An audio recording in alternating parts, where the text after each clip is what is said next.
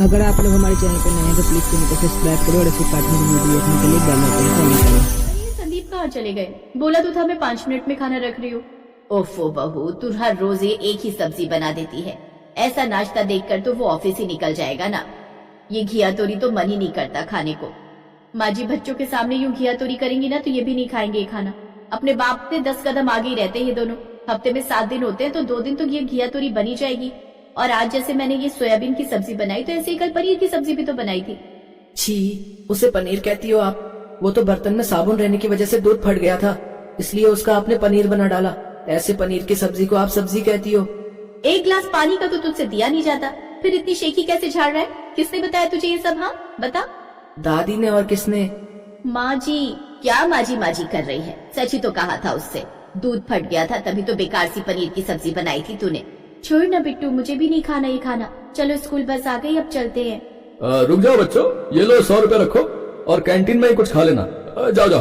पापा जी, आपकी इसी आदत के कारण इन्होंने घर का खाना छोड़ दिया है, क्योंकि उन्हें पता है दादाजी से पैसे मिल जाएंगे। ये क्या तरीका है भाभी? पापा जी से ऐसे बात करते हैं क्या? और क्या हो गया अगर पैसे दे भी दिए तो? बाहर खा लेंगे बेचारे। वैसे मेरा तो मन भी नहीं है ये सब्जी खाने का। तो कोई बात नहीं बेटा, मैं अभी तेरे लिए छोले भटूरे ऑर्डर कर देता हूँ। उन सब की बातें सुनकर अंजलि वहाँ से चली जाती है। फिर अपनी सहेली को फोन कर वो इस बारे में बताती है। क्या बात कर रही है? आजकल जहाँ बहुएं खाने को सूखी रोटी तक नहीं देती, उन्हें इतना सब मिल रहा है, फिर भी उनके इतने नखरे हैं। अरे मैं तो कहती हूँ तो अगले 3 दिन तक किसी को खाना ही मत दे। भूखे रहेंगे तो अपने आप सारी अकल ठिकाने आ जाएगी। अरे कुछ ठिकाने नहीं आएगी इनको तो, बल्कि बहाना मिल जाएगा बाहर का खाना मंगवाने का। और तू जानती है उससे कितनी बीमारियां होती है। और अब देखना, सुबह वो भी खाली पेट ही चले गए। अब मुझसे भी खाना नहीं खाया जा रहा। तो तू टेंशन क्यों लेती है? उनको जो सब्जी पसंद है वो बनाकर जीजू के ऑफिस में टिफिन देकर आ जा। शिखा का आइडिया अंजलि को पसंद आता है और वो जल्दी से संदीप की पसंद का खाना बनाकर टिफिन में पैक करके उसके ऑफिस देने गई, जहाँ वो देखती है कि संदीप तो बड़े मजे से कैंटीन का खाना खा रहा है। मैं तुम्हारे लिए इतनी मेहनत करके खाना लाई और तुम बाहर का खा रहे हो। तो क्या करता? तुम्हारे टिफिन के इंतजार में भूखा रहता? मैंने इतने प्यार से तुम्हारी फेवरेट सब्जी फ्राई गोभी बनाई है, कम से कम वो तो खा लेते।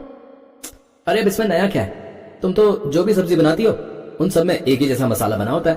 क्या ही पता चलता है कि हम भिंडी खा रहे हैं या गोभी। सब दोस्तों के सामने अपनी बेइज्जती होते देख अंजलि वहाँ से घर लौट आती है और अब वो ठान लेती है कि अब से वो खाना ही नहीं बनाएगी। और इसी के चलते वो रात का खाना नहीं बनाती। फिर शाम को, चलो आप सब तैयार हो जाओ, आज हम बाहर का खाना खाने चलेंगे। अरे लेकिन बाहर जाने के लिए तैयार हो, फिर वहाँ जाकर ऑर्डर दो, फिर वेट करो।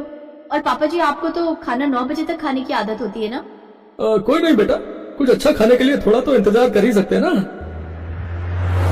फिर सभी तैयार होकर रेस्टोरेंट पहुँच जाते हैं, जहाँ बैठकर सभी खाने का मजा लेते हैं। आप कहती है ना भाभी, क्या कमी रहती है आपके बनाए हुए खाने में? आप इसी से अंदाजा लगा सकती है कि बाहर का खाना खाने में ये लोग कमी क्यों नहीं निकाल रहे। अच्छा हुआ पापा आप हमें बाहर ले आए, नहीं तो माँ के हाथ का खाना खाकर तो पता नहीं मेरा क्या ही होता। कुछ देर बाद सभी खाना खा लेते हैं, जिसके बाद बिल लेकर बेटा आता है। अरे रुक जा बेटा, तू क्यों बिल देगा? पैसे तो बहू देगी ना। अब रसोई के खर्चे के पैसे इसे मिलते हैं तो आज का इसका राशन बच तो गया, उस हिसाब से इसे वो पैसे देने चाहिए। अब अंजलि को ही पैसे देने पड़ते हैं। फिर कुछ देर बाद वो घर आ जाते हैं। फिर अगली सुबह नेहा बेटी ने पोहा, बर्गर, गाजर का हलवा और पराठे ये सब ऑर्डर कर दिया। और बिट्टू तेरे लिए फ्रेंच फ्राइज भी आ रहे हैं। वाह, आजकल तो क्या सुविधा है, सब फोन से ही ऑर्डर कर देते हैं भाई। हाँ, लेकिन पैसे घर पर खाना आने के बाद ही देगी बहू। क्या मैं माँ जी? और नहीं तो क्या, तेरी रसोई का राशन तो बच रहा है। अब इसी तरह घर वाले हर वक्त बाहर का खाना मंगवाते, जिसका बिल देना पड़ता अंजलि को।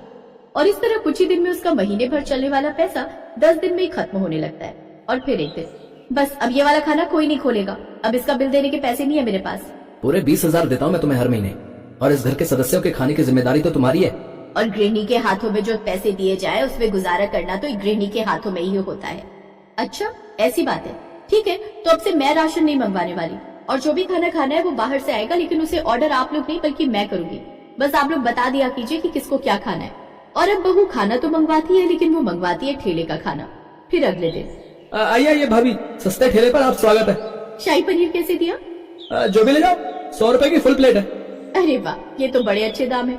अंजलि दम आलू और शाही पनीर लेकर घर आ जाती है, साथ में कुछ रोटियां भी ले आती है। फिर जानबूझकर वो 4 रोटियां जला देती है। अपने प्लेट में सबसे पहले वो 3 रोटी रख लेती है। ये कुछ रोटियां तो जली हुई हैं, अब तो इसमें 7 ही रोटी बची। अरे बहू, तू और रोटियां नहीं मंगवा सकती थी?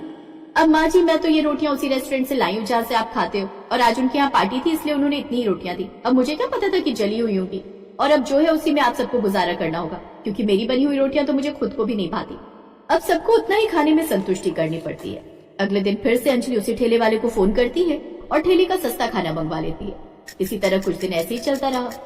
अब ठेले का खाना कैसा होता है ये बात तो आप जानते ही हो। वाह बहू, क्या खाना ऑर्डर करवाती हो तुम, मजा ही आ गया। अरे मेरा पेट। क्या हुआ पापा जी?